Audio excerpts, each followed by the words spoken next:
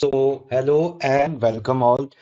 मैं दिनेश राजपुरोहित आपका फिर से वेलकम करता हूं इस प्लेटफॉर्म पर। हम कर रहे हैं राजस्थान म्यूनिसिपैलिटी एक्ट, और राजस्थान म्यूनिसिपैलिटी एक्ट में हम इस एक्ट की 21 धाराएं कर चुके हैं। अब हम नेक्स्ट क्लास की ओर बढ़ेंगे जिसमें हम आगे की धाराएं करेंगे। इस क्लास में धारा 23 से लगभग धारा 28 तक जो है हम करने वाले हैं। न सिर्फ धारा करेंगे, इस धारा के साथ साथ मैंने आपको ये भी कहा था कि हम क्वेश्चंस लेके आएंगे। इस बार इस क्लास में मैं नहीं लाया हूँ, लेकिन थोड़ी सी अपनी हो जाए, मैं ये सोच रहा था कि 20-30 हमने पहुंच जाए, उसके बाद जो है क्वेश्चंस डील करेंगे। और उस क्वेश्चन के साथ साथ ये एक्ट जैसे ही क्वेश्चन सॉल्व करेंगे तो एक्ट भी देख लेंगे कि एक्ट क्या कर रहा है। बड़ा ही पेचीदा भी है और बड़ा ही सिंपल भी है। अगर आप इसको एक बार मेरे से नहीं तो किसी और भी टीचर से, जिसको आप अच्छा लगता है, जिस टीचर को आपको बढ़िया लगता है, देखिए पढ़ने की सबसे पहली शर्त है कि आपको अपने टीचर पे विश्वास होना चाहिए। अगर आपको मुझ पे नहीं है किसी और पे है तो उससे, उस पे नहीं है किसी और पे है तो उससे विश्वास के साथ ये एक्ट पढ़िए और इसको एक बार समझने की कोशिश कर लीजिए पूरी। उसके बाद कहीं पे भी प्रॉब्लम नहीं आएगी। इसके बाद एक और फायदा आपको ये होगा कि जब आप आरएस का एग्जाम देंगे या दूसरे जब एग्जाम्स देंगे, तब जो एक्ट वाली चीजें, क्योंकि आरएस में तो काफी एक्ट है, आरटीआई एक्ट भी है, राजस्थान सर्विस गारंटी एक्ट भी है, राजस्थान हियरिंग एक्ट भी है, ऐसे करके काफी एक्ट है। तो उसमें जब आप ये लैंग्वेज पढ़ोगे तब आपको बिल्कुल भी जोर नहीं आएगा, क्योंकि उनसे काफी ज्यादा टिपिकल ये वाला एक्ट है, वो रिलेटिवली बहुत इजी एक्ट्स हैं। तो चलिए हम शुरू करते हैं सेक्शन 23 से। सेक्शन 23 कह रहा है कि restriction on use of vehicles, loud speaker etcetera. किसी भी प्रकार के जो लाउड स्पीकर और व्हीकल्स है उनके जो यूज है उसमें रेस्ट्रिक्ट किया जाएगा। कब किया जाएगा और कौन करेगा? कौन करेगा? स्टेट गवर्नमेंट करेगा। स्टेट गवर्नमेंट में इम्पोज रीजनेबल रेस्ट्रिक्शंस। आर्बिट्रेरी नहीं है, रैंडम नहीं है। अगर यहाँ पे आपको आर्बिटरी वर्ड दे दे, आर्बिटरी रेस्ट्रिक्शन दे दे, तो वो गलत होगा। Reasonable restriction, logical, objective restrictions ही लगाए जाएंगे ऑन यूज ऑफ व्हीकल्स और लाउड स्पीकर, और ऑन डिस्प्लेइंग ऑफ कटआउट्स, जो एडवर्टाइजमेंट्स लगते हैं उस प्रकार की, hoardings, poster, banner, by any candidate और his duly authorised election agent during the period of election commencing from date of publication of notification for election to a municipality and ending on date on which the whole process of election is completed।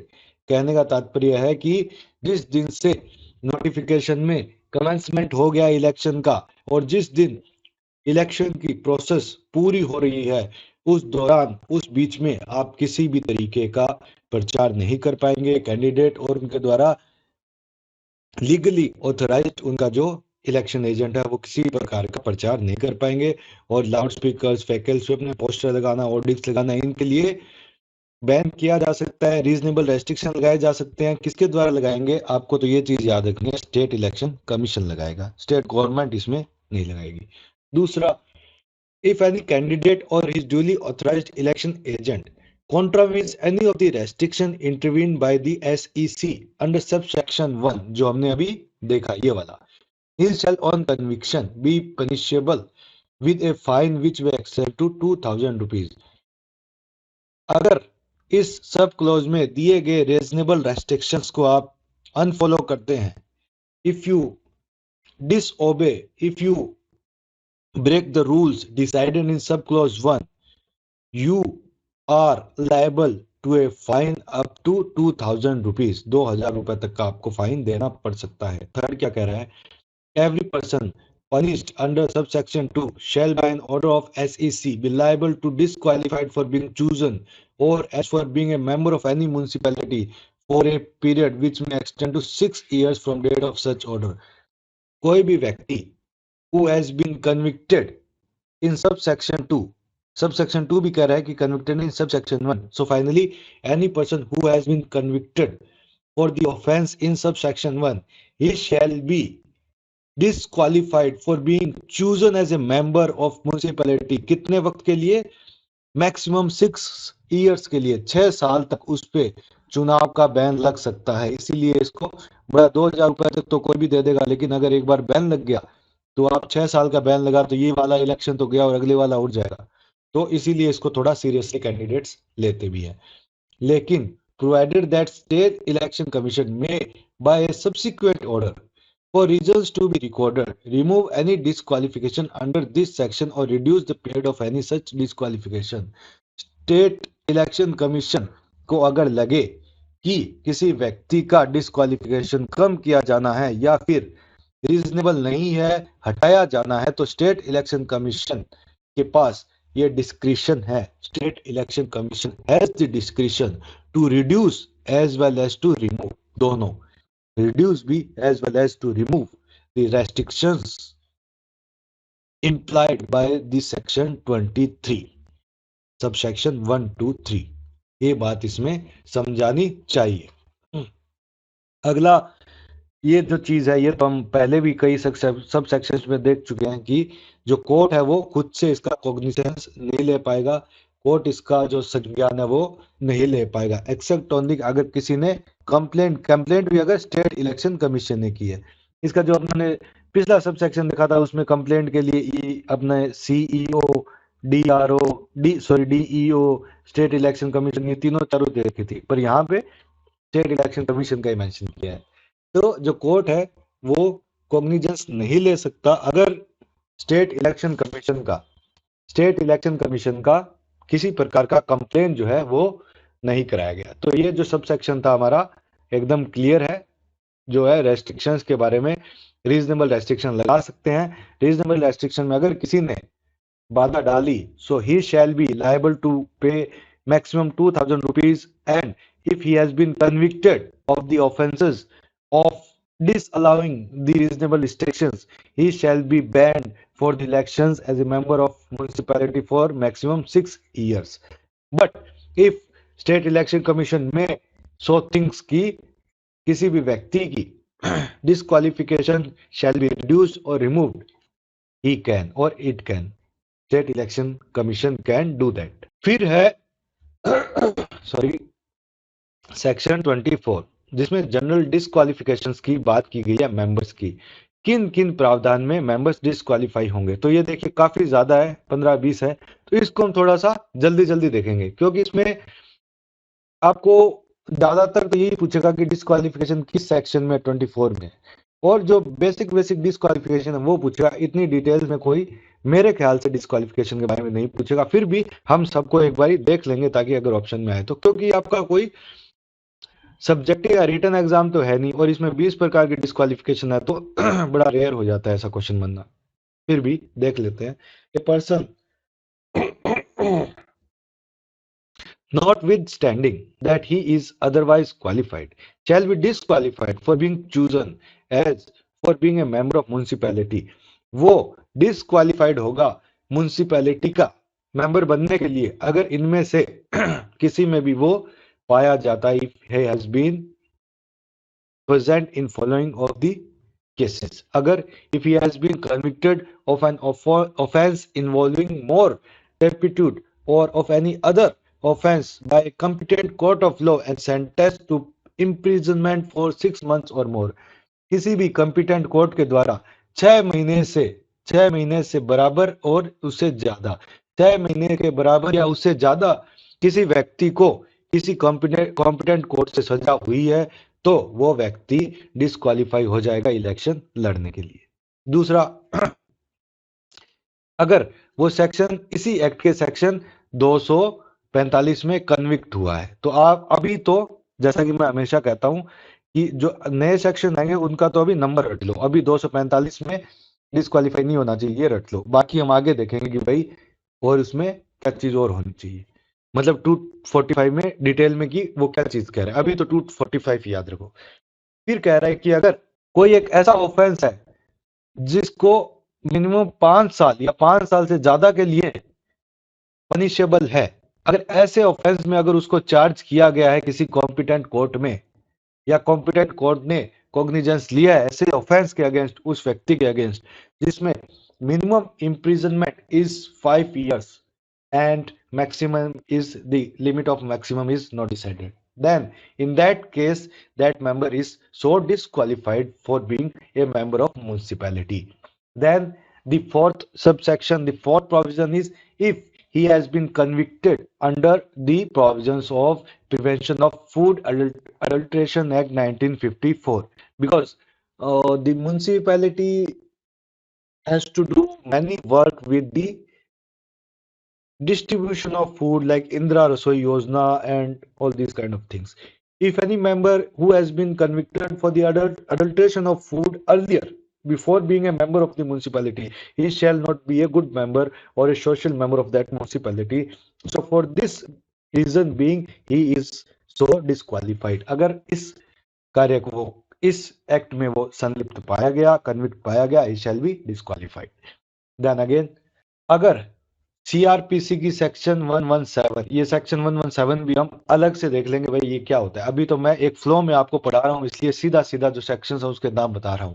और section 110 में convicted पाया गया है या उसके against order pass हुआ है इन sections के अंदर, then he shall also be considered as disqualified if he has been dismissed और रिमूव्ड, या उसे निलंबित, आई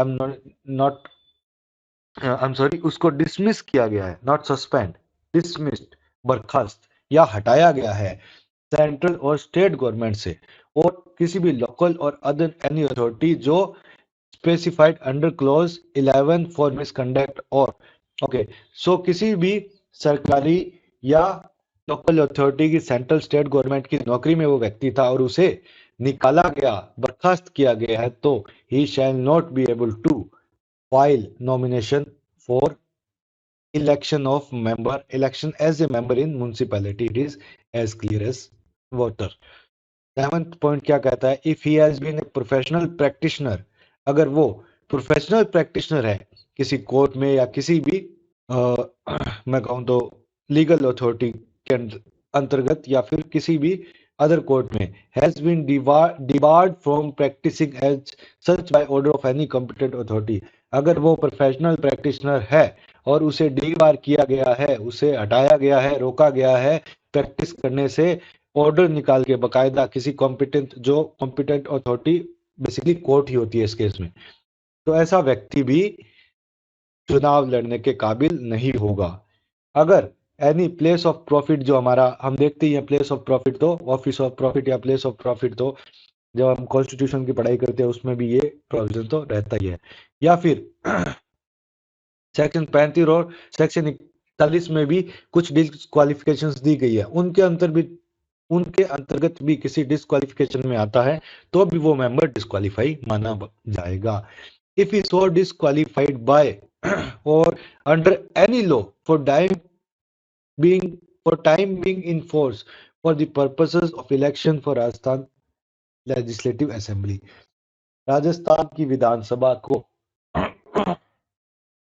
रिप्रेजेंट करने के लिए जो कानून बनाए गए हैं उसमें भी अगर कोई डिस्क्वालिफिकेशन का प्रावधान रखकर अप्लाई करने की बात कही गई है तो उसका जो प्रावधान है उसके अंतर्गत भी अगर वो व्यक्ति आएगा तो वो डिस्क्वालिफाइड माना जाएगा। तो ये 10 मुद्दे हो गए जिसमें माना जाएगा कि वो डिस्क्वालिफाइड है, उसे डिस्क्वालिफाइड माना जाएगा। वो एज ए मेंबर नगर पालिका में न तो इलेक्ट हो सकता है, न वहां पे आके बैठ सकता है, वो बेसिकली चुनाव ही नहीं लड़ सकता। लेकिन परंतु कुछ एक्सेप्शंस या कुछ अलग बातें हैं, वो देख लेते हैं। Provided no person shall be disqualified under this clause on ground that he is less than 25 years of age if he has attained 21 years of age। देखिए क्यों क्यों कही गई है ये बात, थोड़ा सा आप लॉजिक लगाएंगे तो आपको पता चलेगा कि जो एमएलएस है, ठीक है, वहां पे मिनिमम एज रखी गई है 25, लेकिन यहाँ पे क्या रखी गई है 21। तो ये कह रहा है कि जो लेजिस्लेटिव असेंबली वाले जितने भी एक्ट है उनकी सारी धाराएं, उनमें जो डिस्क्वालिफिकेशन है वो यहाँ पे भी लागू होगी। तो इसका मतलब 25 साल वाला भी लागू हो जाएगा, लेकिन नहीं, इसने ये अलग से कह दिया कि भाई 25 साल से अगर कोई छोटा है तो वो इस बेस पे नहीं होगा, अगर बस वो 21 साल से बड़ा होना चाहिए तो वो एलिजिबल होगा। 11वां क्या कह रहा है, अगर वो सैलरीड या फुली सैलरीड ना हो, चाहे पार्ट टाइम जॉब में हो, अपॉइंटमेंट में हो, किसमें, सेंट्रल और स्टेट गवर्नमेंट की या किसी लोकल अथॉरिटी, जैसे पंचायती राज एक्ट हो गया, स्वयं शासन अपना डिपार्टमेंट हो गया, इसमें कहीं पे भी वो है, पार्ट टाइम हो चाहे परमानेंट हो, सैलरीड हो, वो व्यक्ति भी यहाँ पे मेंबर बनने के क्वालिफिकेशन को नहीं होल्ड करेगा। If you hold a salaried और होल टाइम और पार्ट टाइम अपॉइंटमेंट अंडर ए यूनिवर्सिटी या फिर कोई कॉरपोरेशन में, किसी एंटरप्राइज में, बॉडी में, कोऑपरेटिव सोसाइटी में, किसी भी सेंट्रल की, स्टेट की, तो ये सब जो है, इस सब की श्रेणी में अगर वह नौकरी कर रहा है तो इसमें वो qualified for being a member of municipality, he shall be disqualified. 13वां पॉइंट क्या कह रहा है, अगर वो अनडिस्चार्ज इंसॉल्वेंट है मतलब वो दिवालिया घोषित हो चुका है, तो भी वो चुनाव नहीं लड़ पाएगा।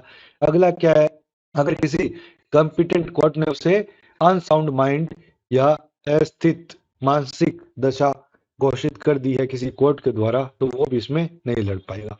और क्या है, अगर if he save as hereinafter provided has directly और indirectly, प्रत्यक्ष और अप्रत्यक्ष रूप से, डायरेक्ट और इनडायरेक्ट रूप से, by himself और any member of his family, वो खुद भी या फिर उसके फैमिली का कोई मेंबर, पार्टनर, एम्प्लॉय या एम्प्लॉयर हो, या कोई शेयर या इंटरेस्ट किसी म्युनिसिपैलिटी के कार्य में उसने लगा रखे हैं, किसी कॉन्ट्रैक्ट ले रखा है या कॉन्ट्रैक्ट में पैसा लगा रखा है, कॉन्ट्रैक्ट में खुद या अपने फैमिली के मेंबर को कॉन्ट्रैक्ट दिला रखा है म्युनिसिपैलिटी का, इस सब केस में वो म्युनिसिपैलिटी का जो है चुनाव नहीं लड़ पाएगा।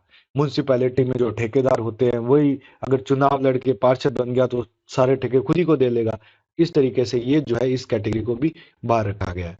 If he is employed as paid legal practitioner on behalf of such municipality or contesting as lawyer against the municipality in any court of law at the time of filling nomination as candidate for such municipality or accepts employment as legal practitioner against such municipality during the term for which he has been elected। अगर कोई वकील है जो paid legal practitioner के तौर पर काम कर रहे हैं किसी म्युनिसिपैलिटी के लिए, या फिर किसी म्युनिसिपैलिटी के अगेंस्ट अगेंस्ट वो जो है कोर्ट, किसी कोर्ट में केस लड़ रहे हैं, तो भी वो दोनों केसेस में वो वकील साहब यहाँ पे एज ए मेंबर खड़े नहीं हो सकते हैं, यहाँ पे एज ए कैंडिडेट अपना नॉमिनेशन फाइल नहीं कर सकते हैं। अगर उस व्यक्ति के 2 से ज्यादा बच्चे हैं तो भी वो इसमें एलिजिबल नहीं है। फिर if he has been arrear of any municipal dues more than 2 years and proceedings for the recovery has been initiated, municipality का कोई कार्य किया था, पैसे जमा कराने थे, पैसे जमा नहीं कराए, एरियर निकल चुका है, 2 साल से ज्यादा का टाइम हो चुका है और रिकवरी की उस व्यक्ति के खिलाफ म्युनिसिपैलिटी ने निकाल दी है, तो ऐसे व्यक्ति को म्युनिसिपैलिटी का पार्षद बनाने का तो कोई सवाल बनता ही नहीं है, वो भी डिस्क्वालिफाइड होगा।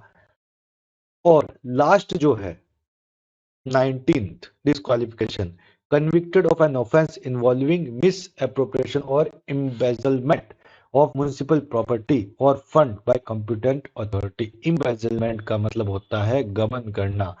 अगर किसी कोर्ट के द्वारा ये सिद्ध हो गया है कि इसने म्युनिसिपैलिटी की प्रॉपर्टी या म्युनिसिपैलिटी के फंड का एप्रोप्रिएट फंक्शन नहीं किया गया है, एप्रोप्रिएट ड्यूटीज फॉलो नहीं की है, या फिर उसमें गबन किया है, करप्शन किया है, तो भी वो म्युनिसिपैलिटी में इलेक्शन लड़ने के लिए काबिल नहीं होगा, क्वालिफाइड नहीं होगा।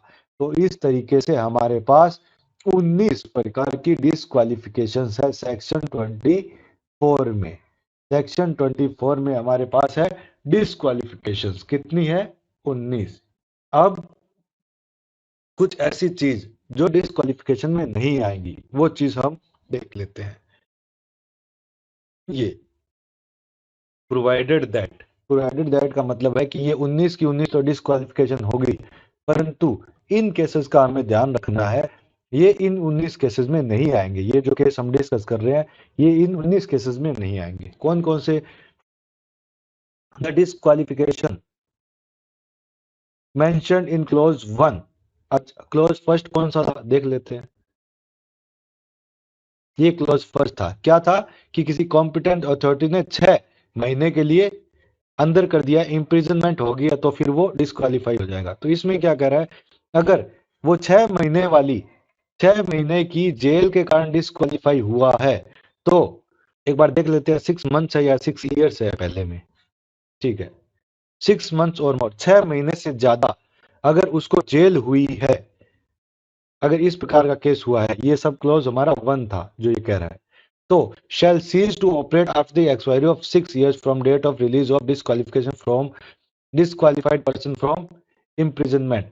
मतलब थोड़ा सा अब इसको एक ध्यान से देखने की कोशिश करना। यहाँ 6 साल का इसने लिया है कि मान लीजिए उसमें 6 महीने या फिर ज्यादा था, मान लीजिए किसी व्यक्ति को 1 साल की जेल हो गई, तो पहले तो वो डिस्क्वालिफाइड होगा, जेल में जाएगा, 1 साल में जेल की हवा खाएगा, 1 साल के बाद जेल से बाहर आएगा, 1 साल के बाद वो जो जेल से बाहर आया उसके बाद 6 साल तक उसको डिस्क्वालिफाइड रहना होगा। देखिए, after the expiry of 6 years from the date of release of the disqualified person from imprisonment, जेल से छूटने के 6 साल बाद तक वो डिस्क्वालिफाइड रहेगा। उसके बाद उसकी जो डिस्क्वालिफिकेशन है वो रिमूव हो जाएगी, सीज हो जाएगी ऑपरेट करने से। मतलब एक तो जिस दिन महाशय को जेल हुई उस दिन वो डिस्क्वालिफाइड हो गए, फिर जेल काटी डिस्क्वालिफाइड रहे, और फिर जेल काटने के 6 साल तक डिस्क्वालिफाइड रहेंगे, फिर उनकी जो पोजीशन है वो यथावत हो जाएगी, वो जो डिस्क्वालिफिकेशन था वो सीज हो जाएगा ऑपरेट करने से, मतलब वो नल एंड वॉइड हो जाएगा।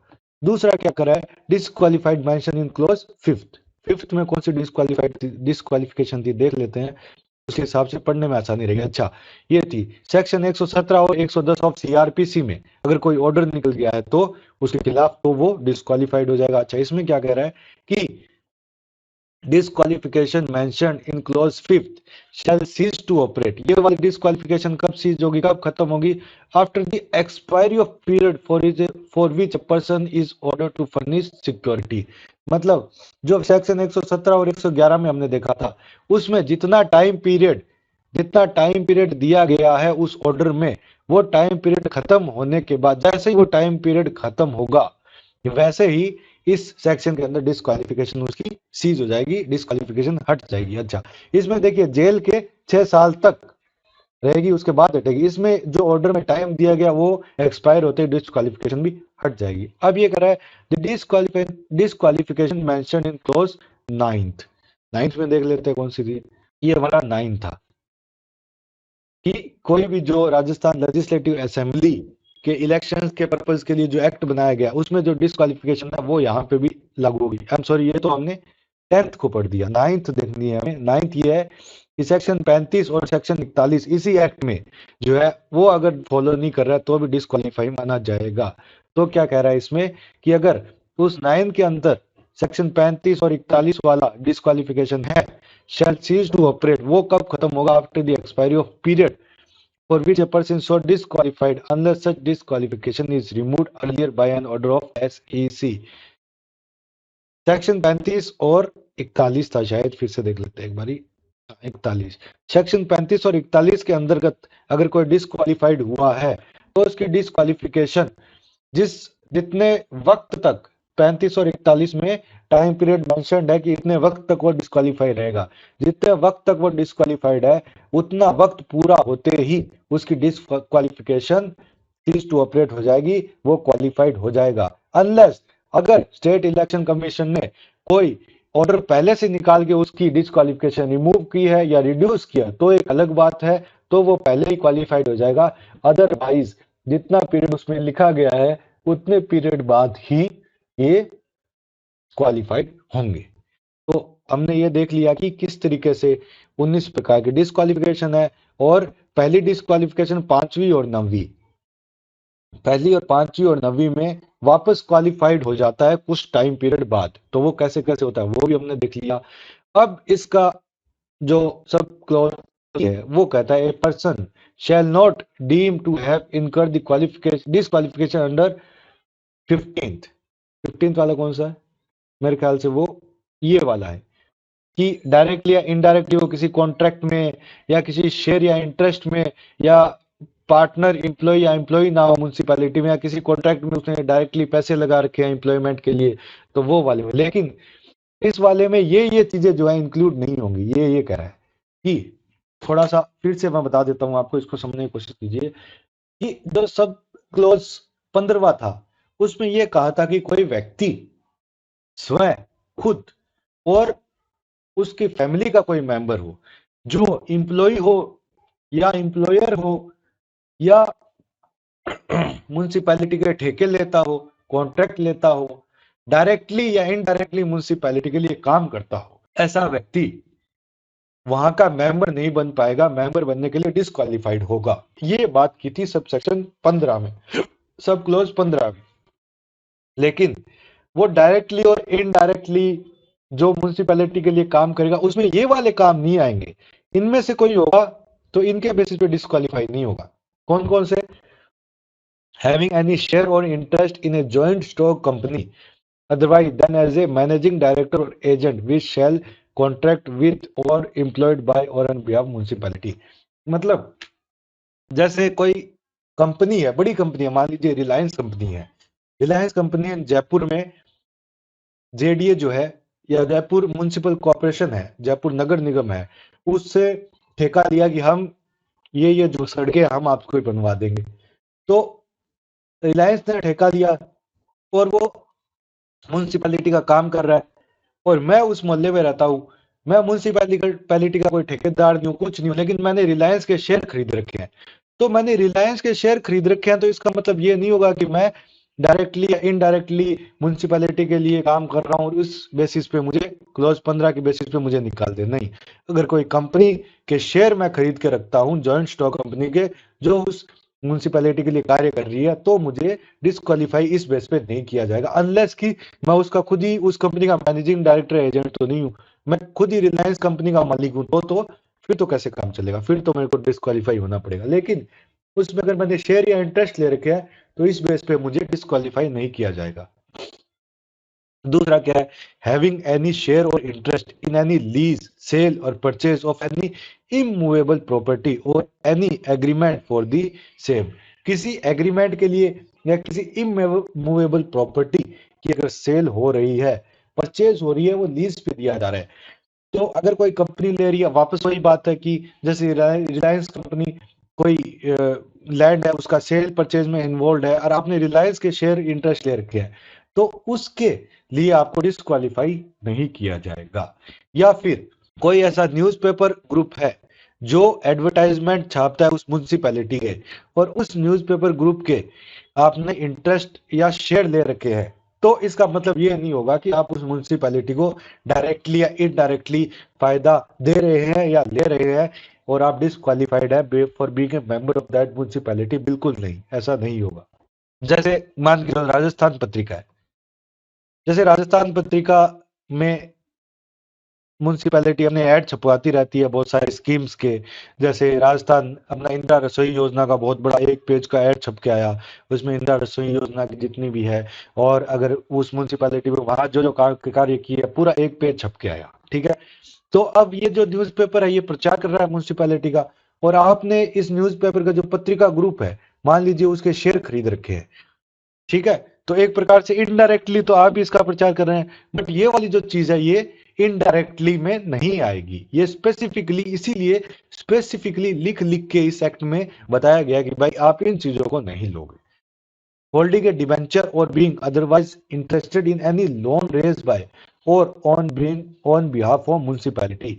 म्युनिसिपैलिटी ने किसी कंपनी से लोन लिया, ठीक है, और वहां आप डिवेंचर उस कंपनी के आपने खरीद रखे हैं, डिवेंचर प्रोवाइड कर रखे हैं, तो उस केस में भी आप उसके डायरेक्टली या इनडायरेक्टली बेनिफिशियरी नहीं होंगे, आप उस बेस पे डिस्क्वालीफाइड नहीं किए जाएंगे। having a share or interest in the occasional sale of any of the article in which he regularly trades to municipality to a value not exceeding in any official year such amount as municipality with sanction of state government may fix in this behalf.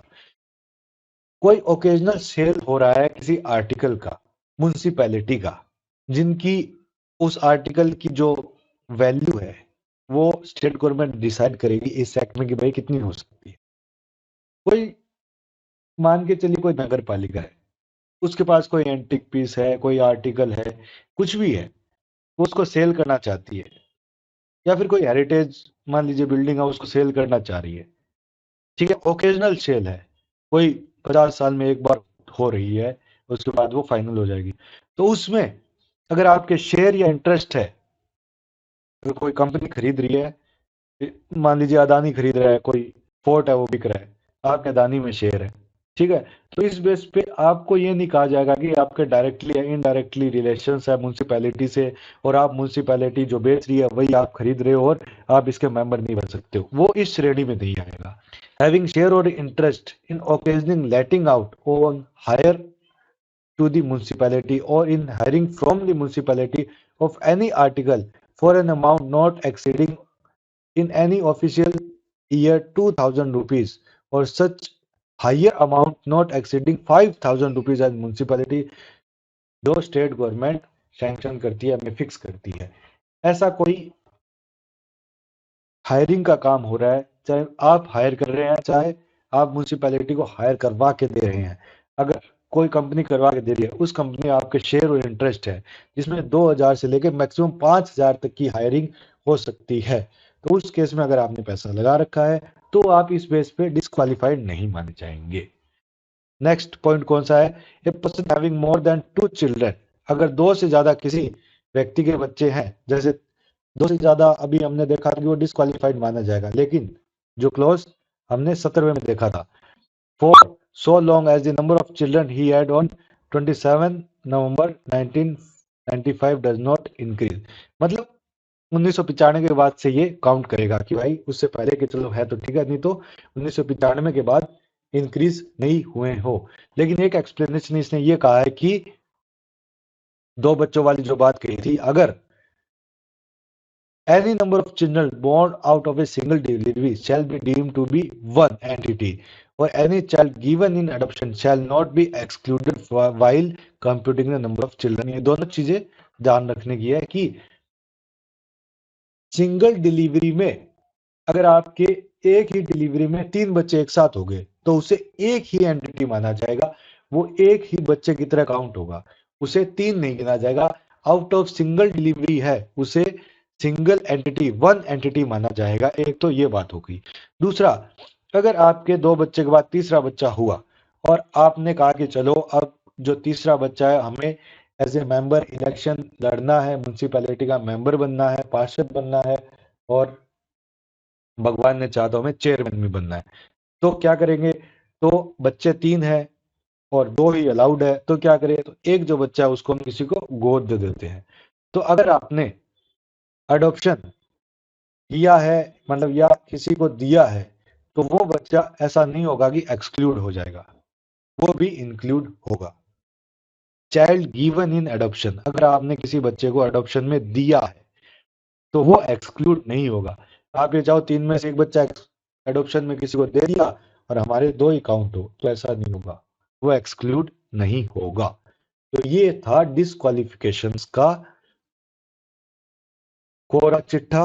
19 disqualification थी, उसके बाद 3 disqualification में किस तरीके से वो थोड़े time बाद वापस से सेट हो जाएगी, और जो डायरेक्टली और इनडायरेक्टली फायदा पहुंचाने वाले में कौन कौन से केस नहीं आएंगे, ये वाले केस नहीं आएंगे। ये ज्यादा इतने इंपॉर्टेंट, वैसे एग्जाम पॉइंट ऑफ व्यू से मैं इसको ज्यादा इंपॉर्टेंट नहीं मानता। अगर आपका सब्जेक्टिव पेपर होता तो जरूर इतने इंपॉर्टेंट होते, बट अभी जो है ऑब्जेक्टिव पेपर होगा, उसमें टू द पॉइंट और जो बेसिक कंसेप्ट वाली चीजें वो पूछेंगे, इतना लंबा चौड़ा कहीं पूछने का मौका नहीं मिलेगा उनको।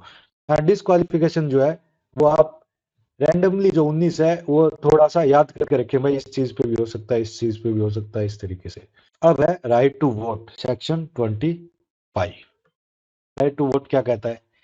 इसके 5 बहुत ही प्यारे प्यारे छोटे छोटे 2-2 लाइन के सबसेक्शन है। पहला क्या आता है, except as expressly provided by this act, everyone who is for the time being registered in electoral roll of any ward shall be entitled to vote in that ward।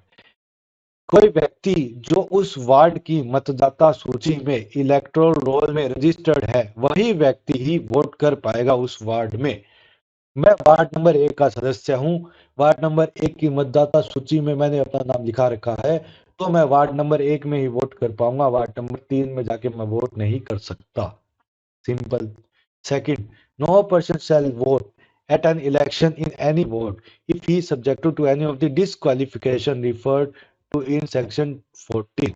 Section 14 में अगर वो disqualified हुआ है तो वो vote नहीं कर पाएगा उस वार्ड में। सेक्शन 14 में कौन सी डिस्क्वालिफिकेशन थी आप बताओ मुझे, अभी तो आती देख लेते हैं क्योंकि ये तो हम पढ़ चुके हैं। ये थी disqualification for registration in electoral roll. अगर कोई सिटीजन नहीं या अनसाउंड माइंड का है और या फिर करप्ट प्रैक्टिसेस में कन्विक्ट हो गया है तो वो इलेक्टोरल रोल के लिए डिस्क्वालिफाइड हो जाएगा, मतदाता सूची में ही नाम नहीं लिखाया जाएगा उसका। और मतदाता सूची में अगर नाम नहीं आया तो ऑब्वियसली वोट कैसे करेगा, वोट करने का राइट उसके पास उस वक्त तो नहीं होगा। No person shall at any election vote in same ward more than once। एक वार्ड में एक से ज्यादा बार वो वोट नहीं करेगा।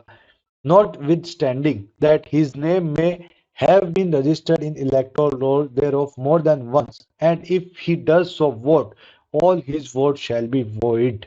ये आप जरूर ध्यान रखें कि चलो कुछ ऐसा हुआ कि उसका नाम 2 बार 3 बार आ गया मतदाता सूची में, हो सकता है ह्यूमन एरर हो सकता है, या फिर कई बार नहीं पता चलता है, एरर आ जाता है, हो जाता है, किसी व्यक्ति का नाम 2 बार 3 बार चढ़ गया।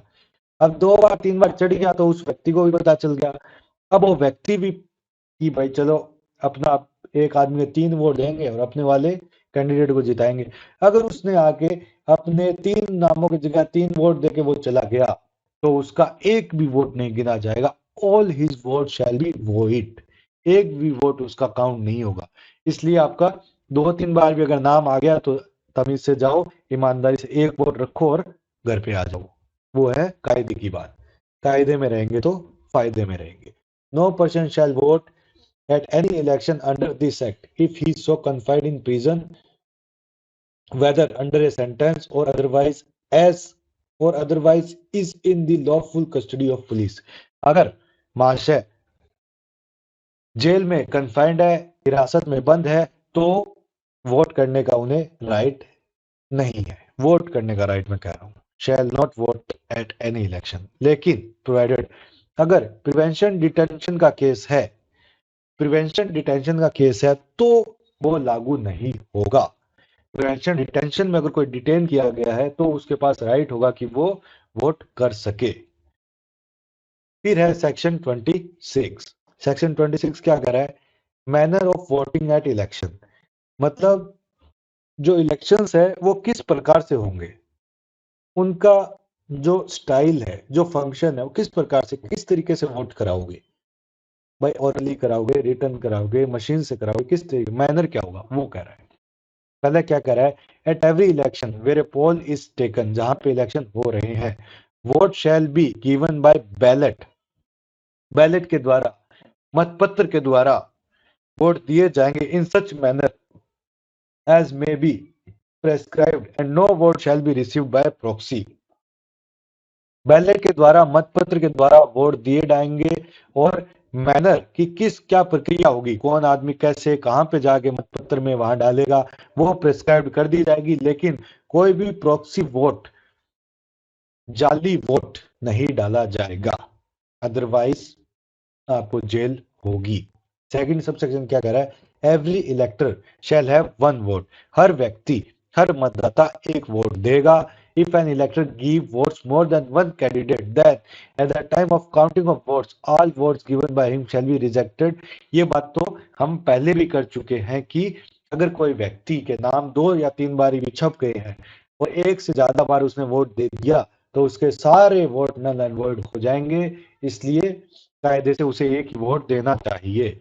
Notwithstanding anything contained in this act or rules made thereunder, the giving and recording of votes by voting machines in such manner as may be prescribed by may be adopted in such ward or wards of any municipality as SEC may, having regard to the circumstances of each case specify। Her ward के vote पड़ गए, अब जो vote की counting है या vote कितने दिए, काउंटिंग, अभी काउंटिंग की बात नहीं हो रही, आई एम सॉरी, गिविंग और रिकॉर्डिंग, जो वोट की रिकॉर्डिंग, कितने लोगों ने वोट दिया उसका जो एक डेटा है, उसकी जो रिकॉर्डिंग है वोट्स की, वो वोटिंग मशीन के द्वारा की जाएगी। और वो उन वार्ड्स में, एक वार्ड में या वार्ड्स में होंगी म्यूनसिपैलिटी के, जिनको state government, I am sorry, state government नहीं, स्टेट इलेक्शन कमीशन को लगेगा भाई हाँ, यहाँ पे सेफ तरीके से वोटिंग का जो रिकॉर्ड है वो मेंटेन किया जा सकता है, वो स्टेट इलेक्शन कमीशन प्रिस्क्राइब करेगा एट द टाइम ऑफ चुनाव। एक्सप्लेनेशन क्या है? सब सेक्शन 3 में वोटिंग मशीन की बात की गई है। तो वोटिंग मशीन का मतलब क्या है? Voting machine means what? ये जो परिभाषाएं हैं, जो अलग से एक्सप्लेनेशन दे के बताते हैं, ये आपके एग्जाम में कभी भी आ सकती है, इसलिए मैं इसको इंपॉर्टेंट मान के चलता हूँ। जो चीज इंपॉर्टेंट कर रहा हूँ वो तो एटलीस्ट याद करके रखो। मींस एनी मशीन, ऐसी कोई भी मशीन और apparatus हो सकता है, whether operated electronically or otherwise, using for giving or recording of votes and any reference to a ballot box or ballot paper in this act। Ballot paper या ballot box को, any references to ballot box और in this act, इस act में जो ballot act और ballot box की बात की है, उनको, उनका जो कार्य है वो पूर्ण रूप से अच्छे से रेफरेंस लेके कर सके और सारे जो वोट्स हैं उनको रिकॉर्ड कर सके। ऐसी कैपेबल मशीन, कोई भी ऐसी कैपेबल मशीन हो जो इलेक्ट्रॉनिकली काम करती हो या अदरवाइज या सेल पे चलती हो, कैसे भी चलती हो, वो सारी मशीन वोटिंग मशीन्स में गिनी जाएगी। और इनके जो नियम made, rules made thereunder shall save as otherwise be construed as including a reference to such voting machine, whether such voting machine used in any election, और ये वो ठीक है, फलाना ढिमका, सारी बातें इसमें कह दी गई है। तो वोटिंग मशीन की जो है वो बताई गई है कि डेफिनेशन क्या हुई, वोटिंग मशीन किसको कहेंगे। अब 27वां और 28वां तो बहुत बेसिक से है। 27 में भी तो है कि कैजुअल वैकेंसी अगर अराइज हो जाए, मतलब ये है कि कोई मेंबर इलेक्ट हुआ, 5 साल तक उसको काम चलाना था, उससे पहले उसकी डेथ होगी, रिजाइन कर दिया, ऐसा कुछ हो गया, तो उसको बोलते हैं कैजुअल वैकेंसी। उसमें क्या होगा? अगर casual vacancy in office of member occurring otherwise then by effects of time, effects of time मतलब उसका पूर्ण समय अवधि खत्म हो जाए, अगर इस कारण के अलावा, जैसे इफेक्ट्स ऑफ टाइम 5 साल का उसने पूरा कर लिया, वो तो ठीक है, अगर 5 साल पूरा करने के अलावा कोई और कारण से वैकेंसी हो गई है तो ये लागू होगा। Subject to provisions of sub section 4 at a by election which shall be fixed to take place as soon as may be in the manner as may be prescribed for a general election। जैसे general election होते हैं उसी तरीके से उस seat पे by election होंगे और जल्दी से जल्दी होंगे, स्टेट इलेक्शन कमीशन इसको निर्धारित करेगा। A member elected by election shall hold office for so long only as manner in whose place he is elected would have been entitled to hold the office if the vacancy had not occurred। जो बात वही वाली बात है जो हम पहले भी कर चुके हैं कि कोई व्यक्ति है, कोई कैंडिडेट है, 5 साल के लिए वो चुन के आया, 2 साल बाद उसकी मृत्यु होगी मान लीजिए, फिर आपने बाई इलेक्शन करवाए, तो बाई इलेक्शन करवाने के बाद जो नया व्यक्ति चुन के आया वो अब पूरे 5 साल के लिए काम नहीं करेगा, वो सिर्फ उतने ही पीरियड के लिए काम करेगा जितना इस पुराने वाले का बच गया था। इसने 2 साल तक किया था, इसका कितना बच गया? 3 साल और बच गया था। तो ये जो बाई इलेक्शन से जो है वो 3 साल तक ही काम करेगा, वो टोटल 5 साल नहीं काम करेगा, 3 साल तक काम करेगा, फिर टोटल जो है 2 साल तक वो पहले करके गया था, 5 साल का पीरियड पूरा हो जाएगा, फिर नए जनरल इलेक्शन होंगे, उसमें ये व्यक्ति को वापस से इलेक्शन लड़ना पड़ेगा, वापस से जीतना पड़ेगा। तो बाई इलेक्शंस में जो लोग आते हैं वो उतने ही टाइम पीरियड रहेंगे जितना, अगर वो दूसरा आदमी जिंदा होता या रेजिग्नेशन दिया है तो रेजिग्नेशन नहीं देता तो वो काम करता, उसका टाइम पीरियड जो बचा हुआ था वो बचे हुए टाइम पीरियड के लिए लोग काम करेंगे। अगर डेथ से, रेजिग्नेशन से या रिमूवल से, डिस्क्वालिफिकेशन के रिमूवल से कोई वैकेंसी अकर होती है, तो अगर कोई रिजर्व सीट की वैकेंसी अकर हुई है तो रिजर्व सीट की ही व्यक्ति द्वारा भरी जाएगी। अगर किसी महिला की वैकेंसी हुई है तो वो किसी दूसरी महिला के द्वारा ही सीट भरी जाएगी।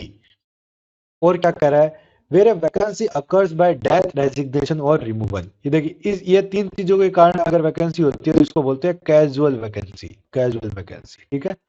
or avoidance of the election of an elected member and the term of office of that member would in the ordinary course of events have determined within the 6 months of the occurrence of the vacancy. State government may direct that vacancy be left unfilled until the next general election. एक बार फिर से देख लेते हैं इसकी language, have determined with in 6 months of the occurrence। तो हम इसकी बात कर रहे थे कि अगर डेथ, वैकेंसी और रिमूवल से, इसके कहने का मतलब जो है मैं आपको आसान भाषा में समझा देता हूँ कि अगर कैजुअल वैकेंसी किसी व्यक्ति की जो टर्म ऑफ ऑफिस है वो पूरा होने के 6 महीने पहले हुई है, मतलब 4.5 साल उसने काम कर लिया, उसके बाद कैजुअल वैकेंसी हुई है, जो 6 महीने ही बचे थे उसका पूरा टर्म होने के लिए, तो फिर बाई इलेक्शन कराने की जरूरत नहीं है।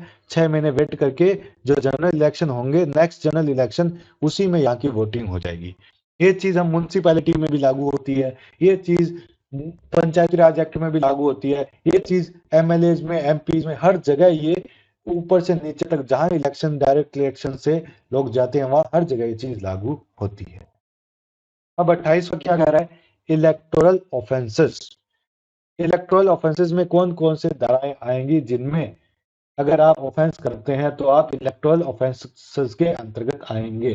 तो इसमें जो है रिप्रेजेंटेशन ऑफ पीपल एक्ट हमारा है 1951 का, जो हमारे यहाँ पे जितनी भी वोटिंग होती है, किस तरीके से आचार संहिता काम करेगी, वोटिंग में इलेक्शन कमीशन को क्या राइट्स होंगे, किस तरीके से वो डायरेक्ट, कंट्रोल, सुपरवाइज, जो हमने तीन शब्द पढ़े थे, सुपरिंटेंडेंस, कंट्रोल और सुपरिंटेंडेंस, कंट्रोल और डायरेक्शन, हाँ ये तीन वर्ड पढ़े थे, ये इलेक्शन कमीशन करता है। तो इसमें कौन कौन सी चीजें आती है वो सारे इस एक्ट में बताए गए हैं। तो इस एक्ट की ये जो धाराएं हैं, धारा 125, 26, 127, 27A, देखिए 126 ये वाली तो काफी इंपॉर्टेंट होती है, ये वाली तो आप जाके स्पेसिफिकली वहां देख लेना। 128, 29, 30, 31, 32, 32 से 33, 34, 34 से 34B, 35, 35 से 35B, 35C, 36, मतलब अगर मैं सिंपल से याद करूं तो 125 से 136 तक, ठीक है। 100, इसमें किसी की ए बी सी और भी है वो है। अगर ये वाली जो धाराएं हैं इनको लिया गया है, इन इन धाराओं में अब थोड़ा सा ये लैंग्वेज आप देखोगे तो ये जल्दी से आपको दिमाग में बैठेगी नहीं, तो जो मैं बता रहा हूं उसको आप ध्यान से सुनना, फिर जाके आप इस लैंग्वेज को फिर से पढ़ोगे तो वो बात समझ आने लगेगी। References therein to an election were references to an election under this act। ये कह रहा है कि Rajasthan representation of people act 1951 की ये जो धाराएं हैं 125 से 136, वो एज इट इज यहाँ पे भी लागू होगी, इस एक्ट में भी लागू होगी। लेकिन इन धाराओं में जहां जहां पे वर्ड इलेक्शन लिखा हुआ है, वो इलेक्शन कौन सा इलेक्शन होगा, वो इलेक्शन वही इलेक्शन होगा जो इस एक्ट में बात कर रहे हैं। इस एक्ट में हमने धारा 11 से इलेक्शन की बात शुरू करनी की थी, 22-23 तक इलेक्शंस की बातें चल रही थी। तो ये धारा 11 से जो 22-23 तक elections, election, election, election word लिखा हुआ आ रहा था, वही इलेक्शन जो वर्ड है वो रिफरेंस जो है इन धाराओं में जो वर्ड इलेक्शन आएगा वो इसी इलेक्शन का रिफरेंस लेना है। बात समझ आई?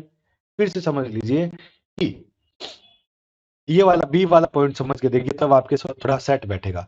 रेफरेंसेस देयर इन मतलब इनमें जो रेफरेंसेस है टू ए कॉन्स्टिट्यूएंसी पर रेफरेंसेस टू ए वार्ड, मतलब कह रहा है कि 125 से 136 जो धारा है रिप्रेजेंटेटिव ऑफ पीपल एक्ट 1951 की, वो इस एक्ट में एज इट इज लागू हो जाएगी, बिल्कुल लागू हो जाएगी।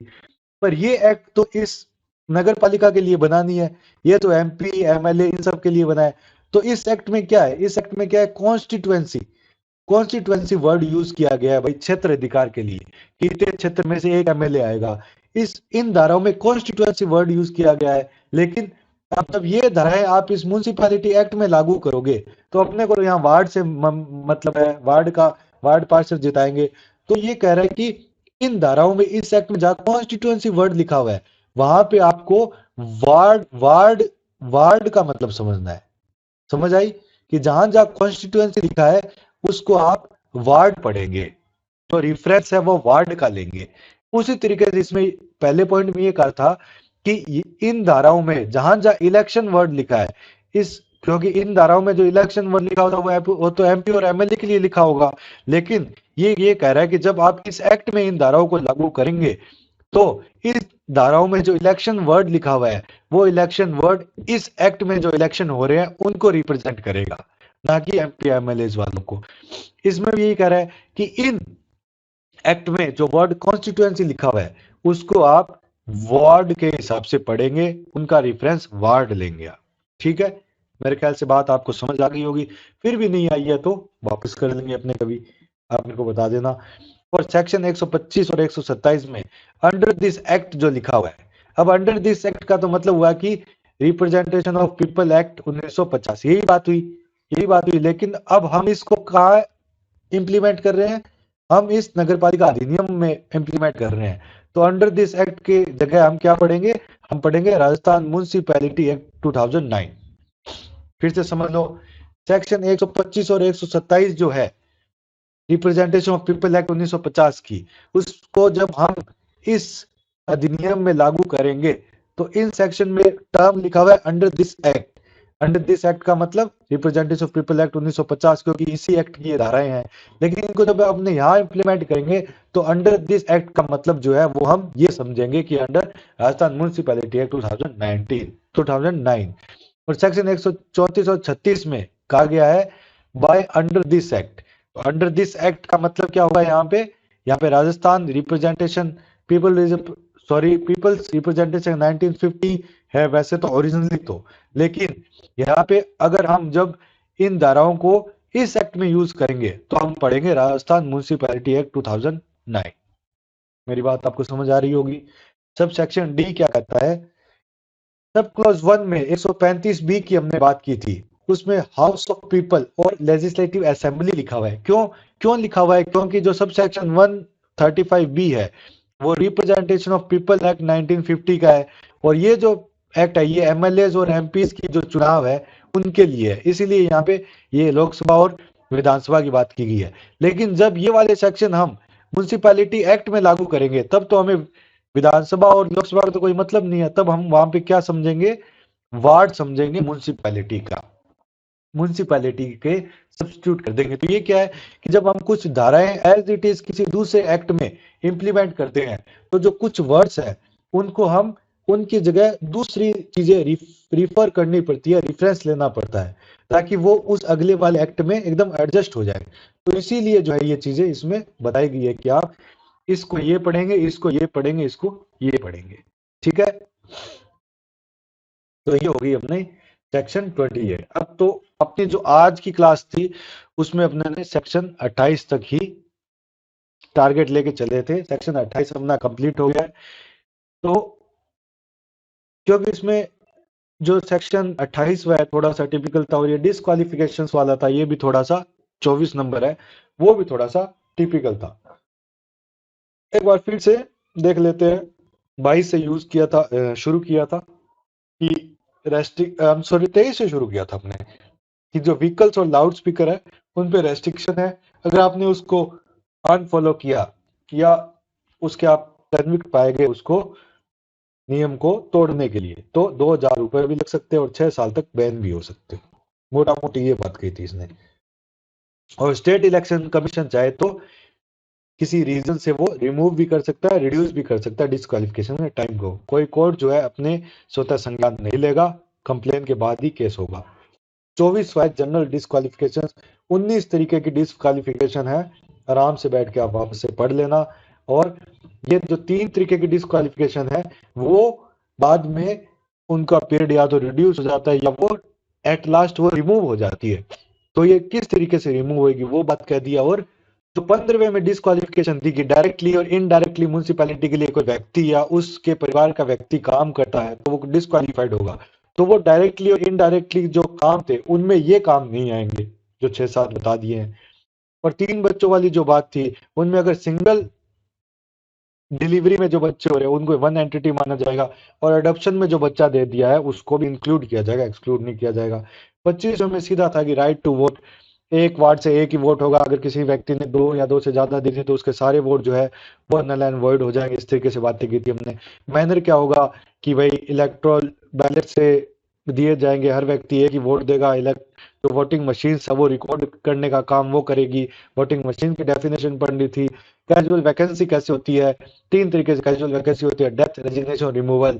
अगर कैजुअल वैकेंसी होगी तो बाई इलेक्शन होगा, बाई इलेक्शन के बाद जो नया मेंबर आएगा वो उतने ही वक्त तक रहेगा जितना पहले वाला कंटिन्यू करता, अगर वैकेंसी क्रिएट नहीं होती तो। और अगर 6 महीने ही रहे हैं नेक्स्ट जनरल इलेक्शन में तब कोई बाई इलेक्शन नहीं होगा, सीधा ही नेक्स्ट जनरल इलेक्शन में उसको सीट को भरा जाएगा। अगर किसी रिजर्व सीट पे कैजुअल वैकेंसी होगी है तो उसी कैटेगरी का रिजर्व कैंडिडेट ही उस पे वापस से सीट को भरेगा, सीट को फिल करेगा। और लास्ट में इलेक्टोरल ऑफेंसेस धारा 125 से 136 तक जो धाराएं हैं, Rajasthan people representative of people act 1951। एक बात मैं कह दूं, यहाँ पे मैंने बार बार 50 बोल दिया था तो इसको 51 कर लेना, ठीक है। 51 की जो ये धाराएं हैं ये एज इट इज इस एक्ट में लागू होंगी। वहां पे जो कॉन्स्टिट्यूएंसी वर्ड है वहां पे हम वार्ड समझेंगे, और जहां पे एमपी एमएलए और ये सब जो वर्ड है वहां पे हम म्यूनिसिपैलिटी समझेंगे। जहां लोकसभा और विधानसभा है वहां म्यूनिसिपैलिटी समझेंगे। और अंडर दिस एक्ट जो जहां जहां लिखा हुआ है वहां पे हम समझेंगे राजस्थान म्यूनिसिपैलिटी एक्ट 2009। इस तरीके से ये जो सारी धाराएं हैं वो इस एक्ट में स्मूथली वर्किंग करने लगेगी। तो जो नेक्स्ट क्लास में उसमें हम 29 से शुरू करेंगे। तो इस क्लास के लिए आप सभी का धन्यवाद। Thanking you very much. Bye bye.